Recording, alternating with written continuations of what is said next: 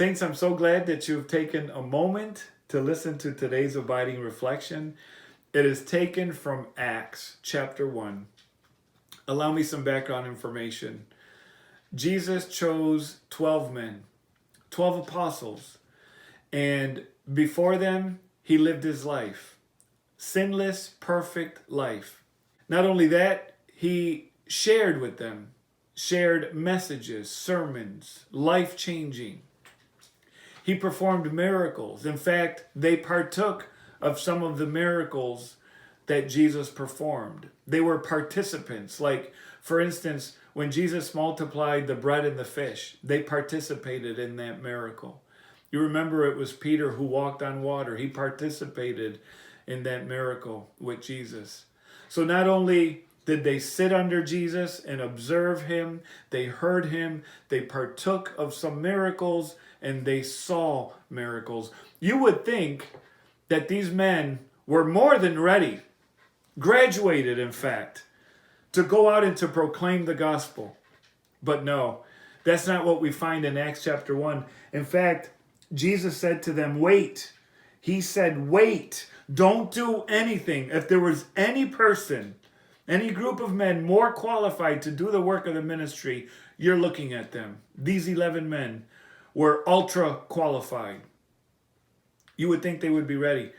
Jesus says, don't move a muscle, don't go anywhere, don't open your mouth. He says in verse 8, you shall receive power when the Holy Spirit has come upon you, and you shall, that's a promise, and you shall be witnesses. That word in the Greek is martyrs. You remember Christ had called them to lay down their lives. He's going to empower them. The Holy Spirit is going to empower them to do what Jesus commanded. You see how it's the Holy Spirit empowering us to do what Jesus has commanded us to do. He says to these men, wait for the power of the Holy Spirit. You will be martyrs. You will be my witnesses in Jerusalem, Judea, Samaria, and to the uttermost parts of the earth. And you're not going to do it in your own power. I want you to wait for the power of the Holy Spirit. And Saint, can I encourage you today?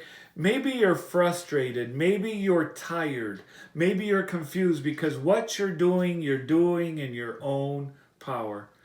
You've never taken time to wait for the power of the Holy Spirit. You're trying to work out your marriage. You're trying to work out your kids' problems, work problems. You're trying to do all of this in the power of the flesh, and you're getting nowhere. Can I encourage you with the words of Christ himself? Wait for the power of the Holy Spirit. Do you know what these men did? 120 people, including these men, went to Jerusalem to do exactly what Christ had said. And they wait and they prayed. And the Holy Spirit came and empowered them to do exactly what Jesus said they would do. We would do great service to ourselves if we waited and prayed for the power of the Holy Spirit. May that encourage you today. May you stop trying to work it out in the flesh and do it in the power of the Holy Spirit by waiting. There's such a difference. May the Lord bless you.